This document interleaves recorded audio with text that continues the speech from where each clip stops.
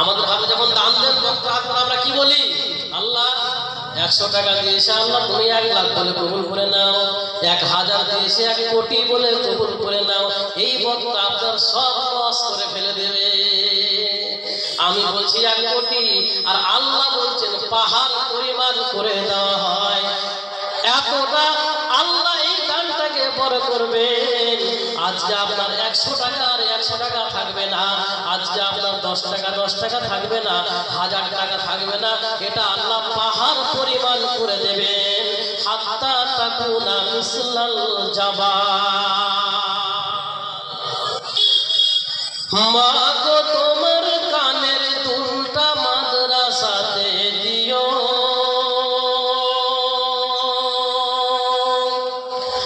মা গো তোমার নাকের ফুলটা মাদ্রাসাতে দিও।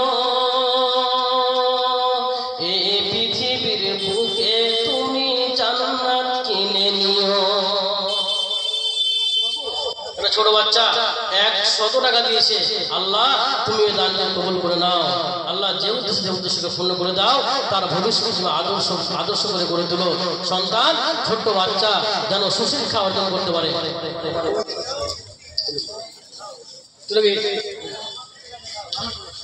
মা গো তোমার কানের দুলটা মাদ্রাসাতে দিও, মা গো তোমার নাকের ফুলটা মাদ্রাসাতে দিও। এই পৃথিবীর বুকে তুমি জান্নাত কিনে নিও। এই পৃথিবীর বুকে মা গো জান্নাত কিনে নিও। একটি যদি দান করো মা, 10টি জমা রবে। কিয়ামতের কোটে মা গো ফেরত পেয়ে যাবে। একটি যদি দান করো মা, 10টি জমা রবে। কিয়ামতের কোটে তুমি ফেরত পেয়ে যাবে। এই কথাটা বলে রাখলাম, মাথায় তুলে নিও। এই পৃথিবীর বুকে তুমি জান্নাত কিনে নিও। মা গো তোমার সোনার দুলটা মাদ্রাসাতে দিও, মা গো তোমার নাকের ফুলটা মাদ্রাসাতে দিও। এই পৃথিবীর বুকে তুমি জান্নাত কিনে নিও। এই জগতে রেখে দিয়ে লাভ কিছু না পাবে। মরলে তোমার বউ বেটিরা ভাগ করিয়া নেবে। এই জগতে রেখে দিয়ে লাভ কিছু না পাবে। মরলে তোমার বউ বেটিরা ভাগ করিয়া নেবে। তোমার নামে দান দিবে না, তোমার নামে দান দিবে না, এটাও মেনে নিও। এই পৃথিবীর বুকে মা গো জান্নাত কিনে নিও। এই পৃথিবীর বুকে মা গো জান্নাত কিনে নিও। তোমার সোনা মনে রেখো, তোমার সোনা বিফল না যাবে। এক টুকরো দিলেও মা গো পাহাড় হয়ে রবে। মনে রেখো তোমার সোনা বিফল না যাবে। এক টুকরো দিলে মা গো পাহাড় হয়ে রবে। অন্তর থেকে দেব দোয়া, অন্তর থেকে দেব দোয়া, সেই সুযোগটা নিও। এই পৃথিবীর বুকে মা গো জান্নাত কিনে নিও। মা গো তোমার নাকের ফুলটা মাদ্রাসাতে দিও, মা গো তোমার সোনার ফুলটা মাদ্রাসাতে দিও। এই পৃথিবীর বুকে তুমি জান্নাত কিনে নিও।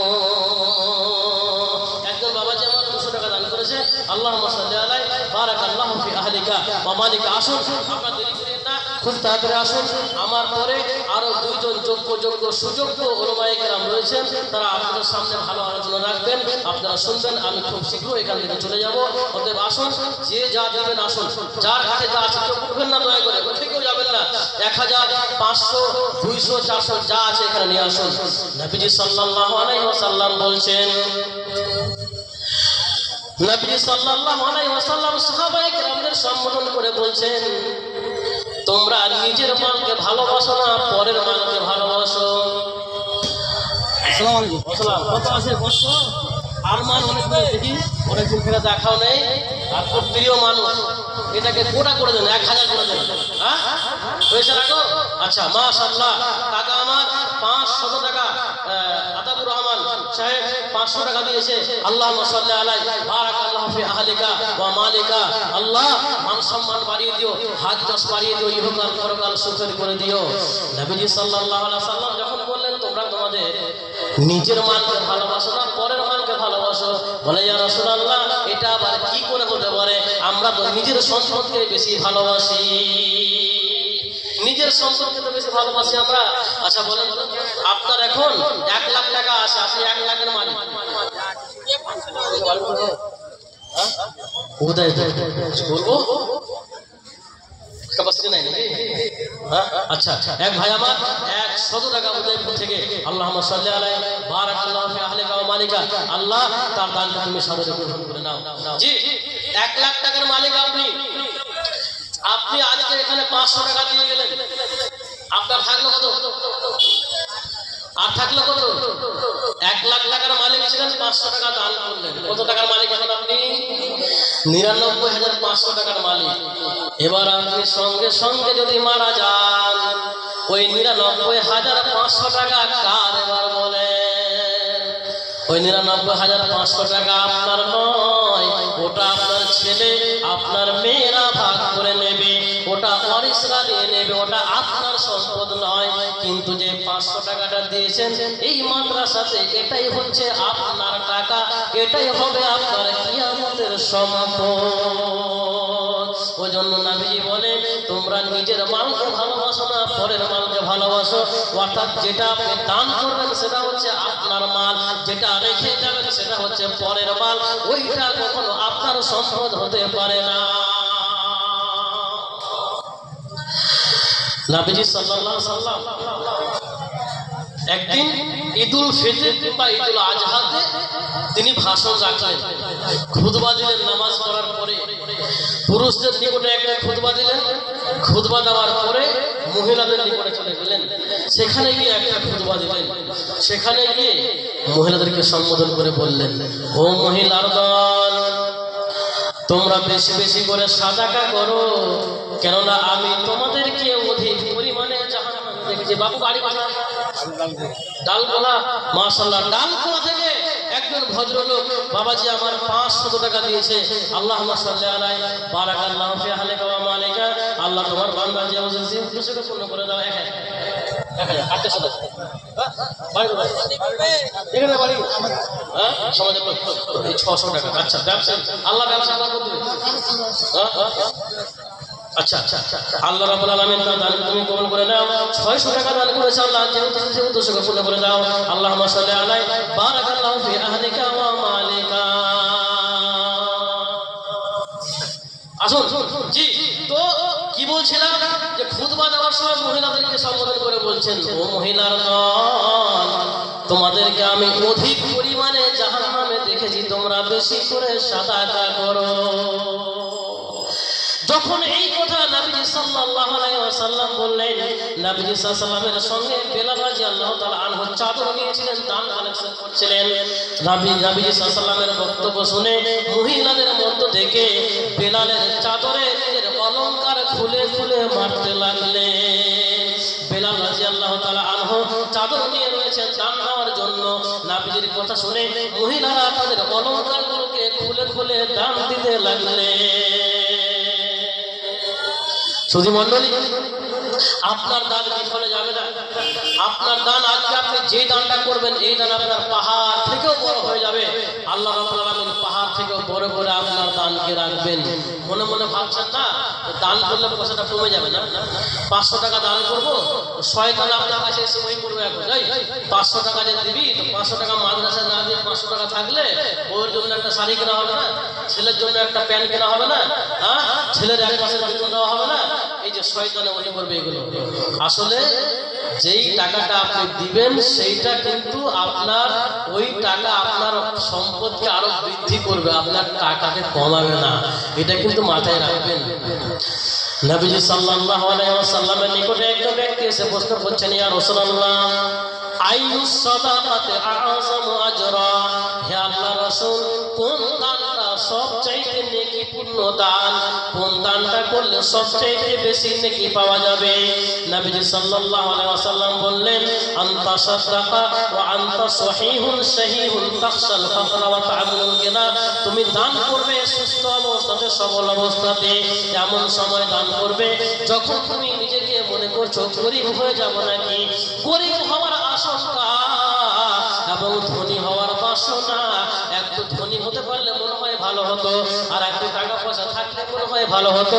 এমন অবস্থায় যেই দানটা করবে সেটা হচ্ছে আ'যামু আজরা, সবচেয়ে নেকিপূর্ণ দান।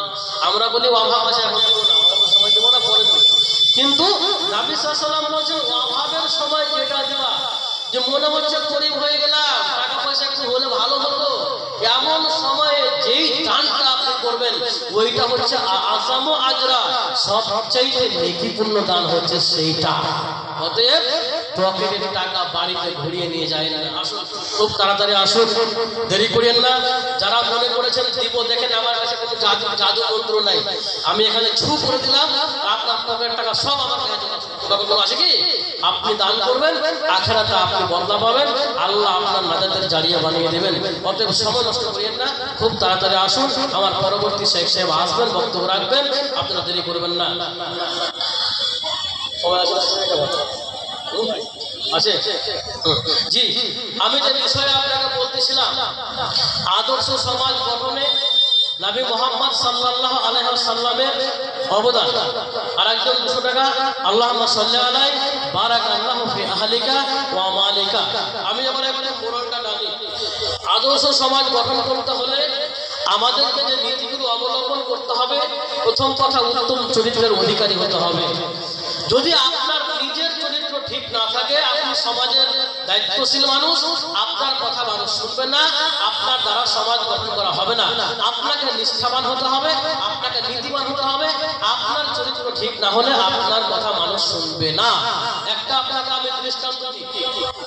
নবী মুহাম্মদ সাল্লাল্লাহু আলাইহি ওয়াসাল্লামকে সাহাবায়ে কেরাম এতটা বেশি ভালোবাসতেন, এত বেশি সম্মান করতেন, যখন নবী সাল্লাল্লাহু আলাইহি ওয়াসাল্লাম কোনো আদেশ করতেন তখন নবীজির আদেশ সাহাবায়ে কেরাম পালন করার জন্য প্রতিযোগিতা করতেন। কে কম্পিটিশন করতেন, কে আগে করতে পারে। নবী সাল্লাল্লাহু আলাইহি ওয়াসাল্লাম যখন ওযু করার জন্য রেডি হতেন তখন নবী সাল্লাল্লাহু আলাইহি ওয়াসাল্লামকে ওযুর জল দেওয়ার জন্য সাহাবায়ে কেরাম প্রতিযোগিতা করতে লাগলেন। নবী সাল্লাল্লাহু আলাইহি ওয়াসাল্লামকে সাহাবায়ে কেরাম এতটা ভালোবাসতেন, মহিলাদের পক্ষ থেকে 620 টাকা, আল্লাহুম্মা সাল্লি আলাইহা। জি, নবী সাল্লাল্লাহু আলাইহি ওয়াসাল্লামকে সাহাবায়ে কেরাম এতটা সম্মান করতেন, যখন তিনি কোনো কিছু বলতেন, ভাষণ রাখতেন, সাহাবায়ে কেরাম নবী সাল্লাল্লাহু আলাইহি ওয়াসাল্লামের দিকে সম্মানার্থে তীক্ষ্ণ দৃষ্টি দিয়ে দেখতেন না, তাকিয়ে মাথাকে নিচু করে রাখতেন, এত শ্রদ্ধা করতেন। শুধু তাই নয়, নবী সাল্লাল্লাহু আলাইহি ওয়াসাল্লামকে এতটা সম্মান করতেন, এতটা নবীকে ভালোবাসতেন, যখন নবী সাল্লাল্লাহু আলাইহি ওয়াসাল্লাম থুতু ফেলতেন তখন সাহাবারা ওই থুতুটাকে হাতে নিয়ে নিতেন, আর ওই থুতুটাকে হাতে নিয়ে ক্রিমের মতো করে থুতুটাকে মুখে ম্যাসেজ করে নিতেন, নিজের মুখে থুতুকে ম্যাসেজ করতেন। নবীর থুতু মোবারক, নবী সাল্লাল্লাহু আলাইহি ওয়াসাল্লামের থুতুকে সাহাবায়ে কেরাম মুখে ব্যবহার করতেন, নবী সাল্লাল্লাহু আলাইহি ওয়াসাল্লামের ঘামকে আতর হিসেবে ব্যবহার করতেন। নবীজিকে এত ভালোবাসতেন সাহাবায়ে কেরাম। ওই নবীজি সাল্লাল্লাহু আলাইহি ওয়াসাল্লাম যখন হুদায়বিয়ার সন্ধি নিকা হয়ে গেল, হুদায়বিয়ার সন্ধির পরে নবী সাল্লাল্লাহু আলাইহি ওয়াসাল্লাম লোকেরাকে বলছেন, নবী সাল্লাল্লাহু আলাইহি ওয়াসাল্লাম আদেশ করছেন, ফানহারু সুম্মা আহলিকু, তোমরা উঠো, এবার দাঁড়াও, দাঁড়িয়ে কুরবানি করো এবং নিজেদের মাথাকে নাড়া করে নাও। তোমরা এখন স্বাধীন হয়েছে, উঠে যাও আর দাঁড়িয়ে গিয়ে মাথা নাড়া করো, নিজে নিজে মাথা নাড়া করে নাও আর তোমরা কুরবানি করে নাও। নবীজির কথা শুনে একজন ব্যক্তিও দাঁড়াচ্ছেন না। নবী সাল্লাল্লাহু আলাইহি ওয়াসাল্লাম তিনবার করে বলছেন তোমরা দাঁড়াও। কাদের বলছেন? সাহাবায়ে কেরামদের বলছেন। যেই সাহাবারা নবীকে এত সম্মান করতেন, যার কথা